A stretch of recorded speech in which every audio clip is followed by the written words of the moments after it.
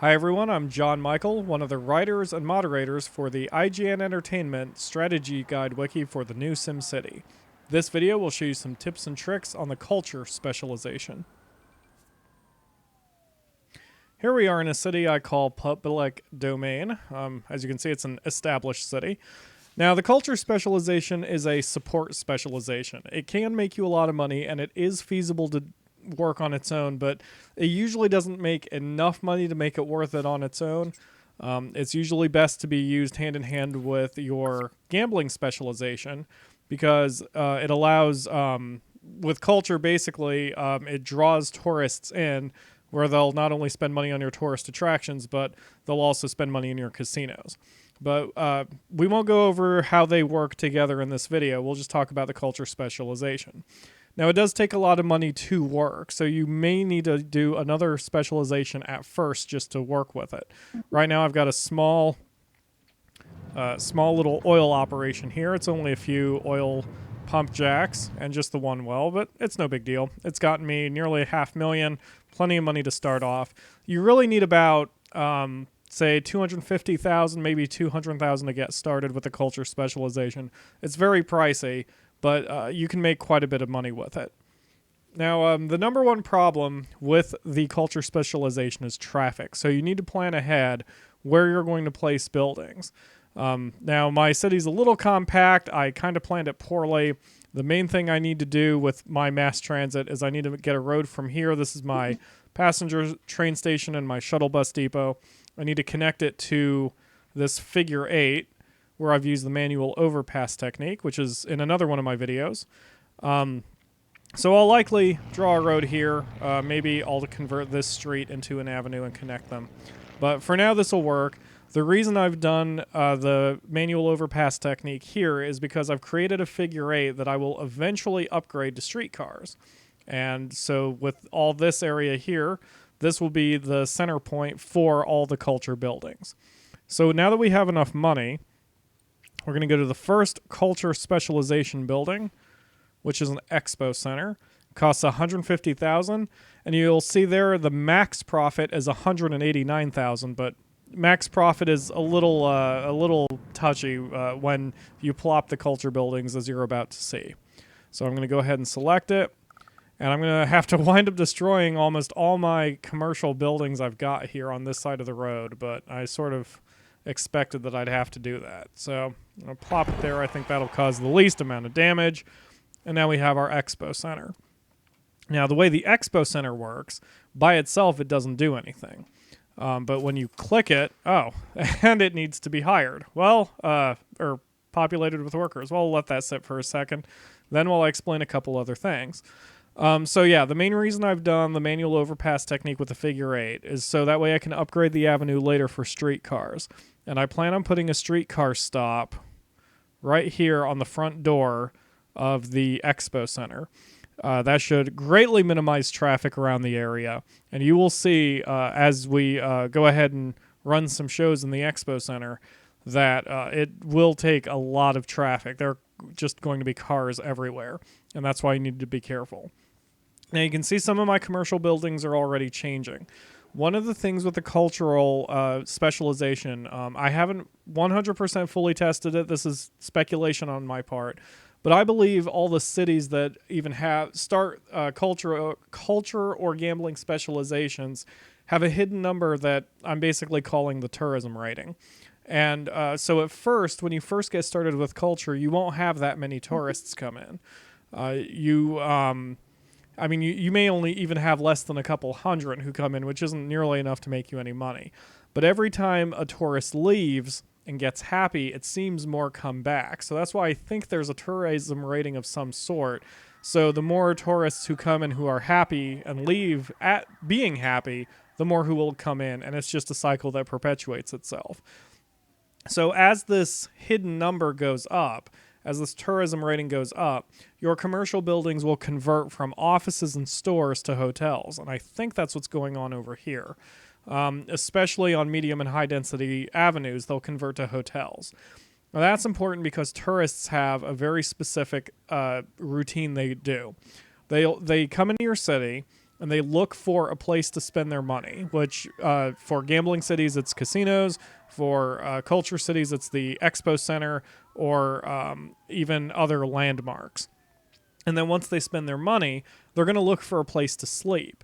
And if you don't have any places to sleep, then they're just going to leave. But if they do have a place to sleep, and that's hotels for commercial zones or the hotel rooms attached to casinos, then they'll stay the night spending more money for the hotel. And then when they wake up the next morning, they'll spend the rest of their money on other attractions. So basically, if you don't have any hotels, then you only get maybe a third of what a tourist is worth. So obviously, that's not good for maximizing your income. Now, hotels pop up by themselves. And again, I think these are going to be hotels, as you can see. So you have no control over it, but it seems that if the city knows you're going for a cultural city, more hotels come. So that's why I think, again, there's a tourism rating, because it seems that the more tourists who come through, the greater the number of hotels that randomly seem to pop up. So by placing the commercial or the Expo Center in the middle of my commercial area, as hotels eventually come up, my tourists won't have to travel very far, and even better, they won't have to get involved with my other residents, who, by the way, are working over here and over here across the river. I know it's kind of a tiny area. Most of my residents are actually commuting out, but the point is the tourists will stay in their little area away from everybody else. So now that my Expo Center is fully functional, by itself, it's going to do nothing. You have to actually schedule events, and you do that just by clicking your Expo Center and then clicking the Schedule Event button. Simple as that. Now, you have 3 different events you can choose. You can choose motocross, sports event, and rock concert. Now, it shows the cost of the event as well as the maximum profit you can make from it. But your tourism rating, again, comes into play. There is nothing stopping you, other than finances, from going ahead and booking a rock concert right off the bat. But the problem is, with the low tourism rating, you probably won't see that many Sims coming by to actually, watch it. You might break even, but, at $45,000 for the event cost, it's pretty pricey, and you may not want to risk it. Now, all events start at 8 p.m., and all your Sims can buy tickets as soon as you book the event. So, obviously, you want to try to book it as far in advance as possible to maximize the number of Sims who will buy tickets. Now, right now, as you can see in the bottom left corner, it's about 4 p.m. We're not going to get that many Sims, and since we basically have no tourism rating, I'm going to go ahead and buy the motocross one. I may not even break even on this, but at $15,000 for the event, it probably won't be too bad. So we're going to go ahead, and now you see we have motocross. Now, the event's scheduled for tomorrow? Hey, that's even better. Didn't realize it can be scheduled in advance like that. Well, like I said, even better. So while that goes ahead and sits there, I'll show you that the money is immediately deducted from your account. You can see in the city budget in the recent transactions line, event, $15,000 in the red. Now, if you cancel the event, like so, you get that money. Well, that's odd. In one of my previous plays, you got that money right back. I wonder why I didn't get the money back for that one. I wonder if that got repatched. Well, okay. Given that, don't cancel your events, I guess. I was going to say, I thought you could cancel it and get all your money back, but I guess not. So whatever. We'll go ahead and schedule for another one, a motocross event. There's another $15,000. I'm out. Whatever. Now you can, where it says current payout in the Expo Center, that lists how much money that you have taken in as of now. But the event, and you can even see it tick down from 15,000. Now the current payout is negative 14,934, with attendance very slowly growing. So those Sims are buying tickets for the event tomorrow. Now, we won't see that money until the event is completed. It comes back in one fell swoop, one lump sum. But right now, Sims are buying it, and word is getting out that we're going to have the event. Now, you can do a cultural city by itself. Your attendance for the event does count for your local Sims. So, in fact, if you have a really large town, like in the 200,000 population, feel free to plop an Expo Center. make some events, and you'll get money. Even if you're alone in the region, you'll get money from your own Sims buying tickets. But this works best, of course, if you're in a region. And this is one of the regions that I've done for some of my other videos. You can see that we are connected. The city of public domain is connected to Brainy, Chip City, and whatever this one was called. I don't even remember. Barons, oil barons. So we'll be drawing Sims from all of these. Barons has a population of 62,000. Chip City is my big city at 237,000. And Brainy has 50,000. So that combines for nearly 350,000 Sims, and some of them will commute in. I'd actually have even more if I gave public domain a ferry terminal, but I don't have one connected right now. And of course, it would be even better if we had a municipal airport connected or the international airport connected. Now, while I'm still waiting here, speaking of the airports, I do need to give a warning. Right now, the airports are a little broken. Placing one auto-levels the terrain something fierce, and it can usually disrupt your entire layout of your city. It's very difficult to place one. If you really want to go all out for a cultural city, we recommend that you either stick to a very flat plot of land like the Atoll region, or go for the international airport, because that way you won't have to worry about any land problems. So we're going to wait until the next day. So we have 23 people attending so far, and the event is still a day away. But yeah, so let's speed time up. I'll cut the video here. We'll smash cut to tomorrow. All right, it's nearly 8 p.m. the next day, and we have done surprisingly well. You can see from the attendance, I've nearly maxed it out. 2,700 people and counting have come. I'm nearly maxed out in the current payout at 76,000 profit, which is just crazy. Did not expect to have that good of success on my first attempt in this city. But hey, I'm not complaining. So while the event goes, oh, there it goes, it's active. You can even, when you click into the Expo Center zoom in, you can hear the event, which is kind of cool especially when they have the rock concert, because they use a lot of the singy stuff that they've had in The Sims 3, and I think it's awesome. And I'm apparently casually ignoring another burning building in the top left corner of my city. Ah, well. They'll deal with it. So while my city burns and while the motocross is going on, I'll show you the other aspect of the culture specialization, and that would be landmarks. You need a Department of Tourism to do it, but once you have it, you have access to the fullest of landmarks here. They have different ranges, or different price ranges, different attraction values, qualities. And the most interesting thing about landmarks this time, unlike the previous iterations of the series, is that landmarks can do more than just attract people. For example, we have the Leaning Tower of Pisa, which costs $280,000, very expensive. But this is an actual tourist attraction.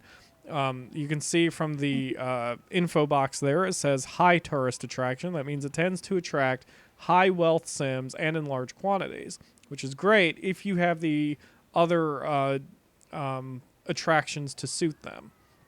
And that's the tough balance when it comes to the culture specialization.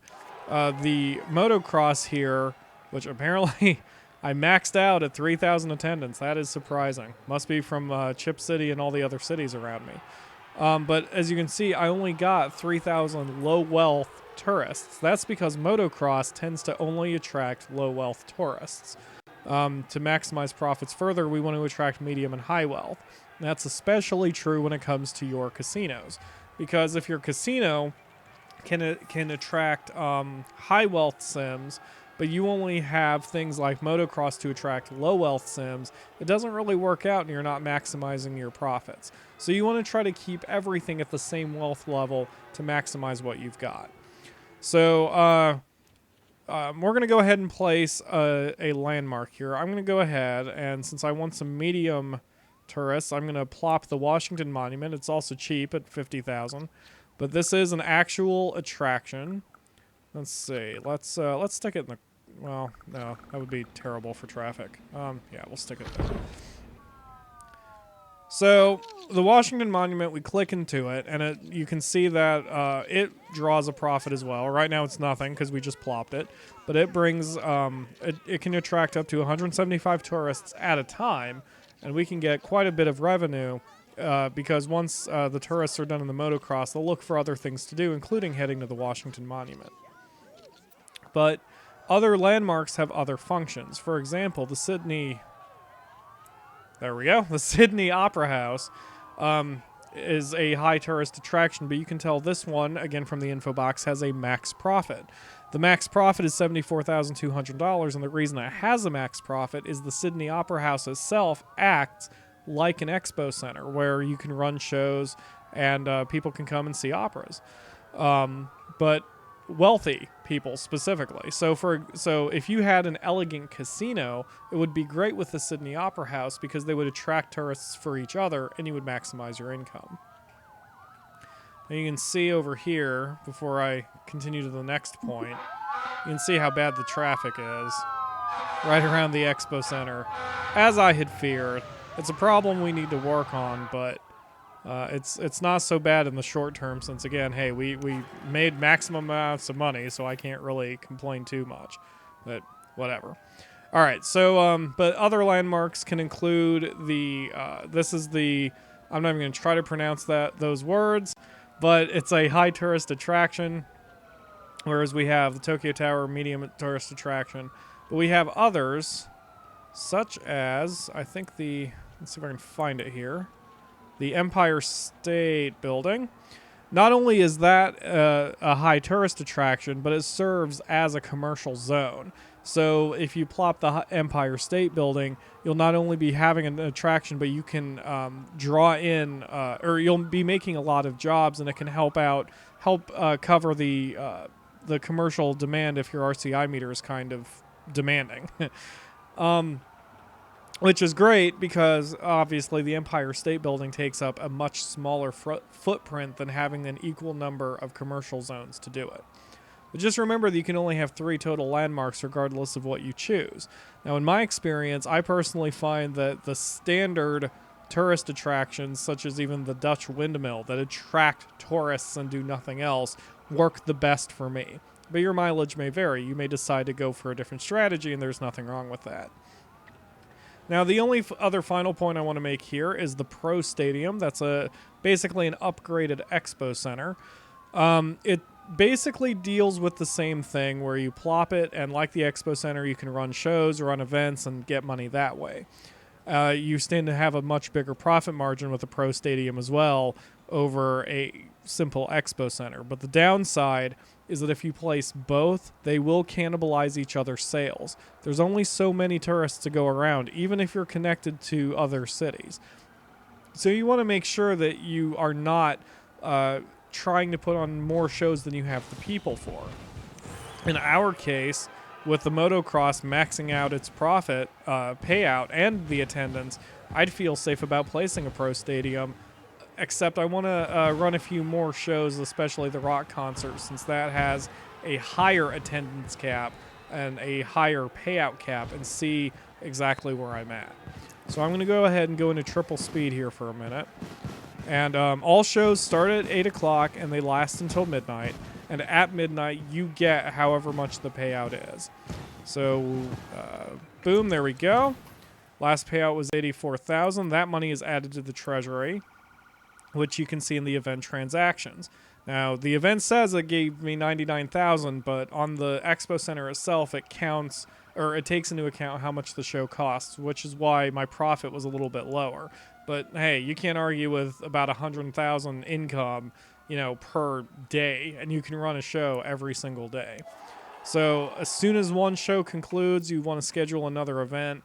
And since the motocross maxed out, we're going to try the sports event so we can pull in low and medium wealthy tourists.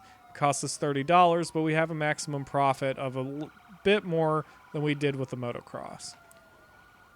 So with that done, now we just wait until 8 o'clock and repeat. It's just that way for all of eternity with a cultural city. And unless you have a serious pollution problem or traffic problem or something and your tourists can't deal with it, there's no reason not to run a cultural city forever. You can make enough money that you can easily open, say, a trading depot, and in my case, in this city's case, try to help out at the solar farm, which, well, the solar farm apparently has all of its materials. That's good. So, but if you needed to build a great work, you could easily take the money that you're making in your cultural city, import the materials you need, send them to the Great Works site, and you'd be golden. So that's all for the tutorial for the Culture City. Hope it helped out. And as always, stay tuned to IGN Entertainment for more tricks and tips for the new SimCity. Thanks for watching, everyone. Bye.